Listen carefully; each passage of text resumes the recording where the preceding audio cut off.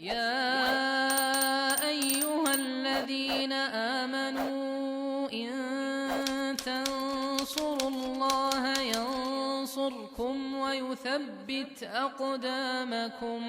Al-Anwar menemani ibadahmu, juga hijrahmu.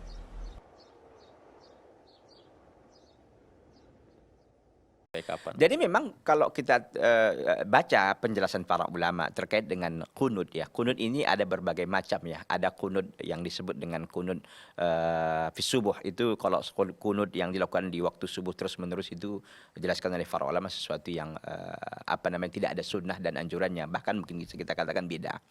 Kemudian ada kunut nazilah yang pada hari ini banyak dilakukan oleh kaum muslimin, yaitu kunut nazilah yang dilakukan karena ingin mengangkat bala dan musibah yang menimpa kaum muslimin, khususnya hari ini adalah COVID-19 atau virus corona. Iya. Ini dilakukan, kita dengar di berbagai masjid begitu kan. Ini dilakukan setiap waktu.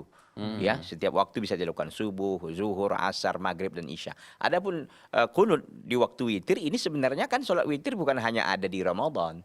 Nah, kan witir setiap malam ada, mau Ramadan nggak Ramadan, masalahnya kita yang nggak mau melakukan kan gitu. Kalau sholatnya ada saja gitu kan. Nah, itu bisa dilakukan tiap malam boleh, nggak ada masalah.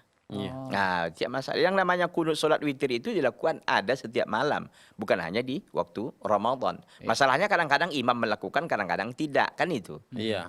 Begitu. Jadi kalau mau dilakukan nggak apa-apa, dari awal pun dilakukan nggak ada masalah. Oh gitu. Begitu. Kalau seandainya Ustaz kita witir 3 rakaat Ustaz. Iya. Sebaiknya kunut itu kita letakkan di rakaat keberapa? Di rakaat yang terakhir. Yang terakhir. Ya, begitu.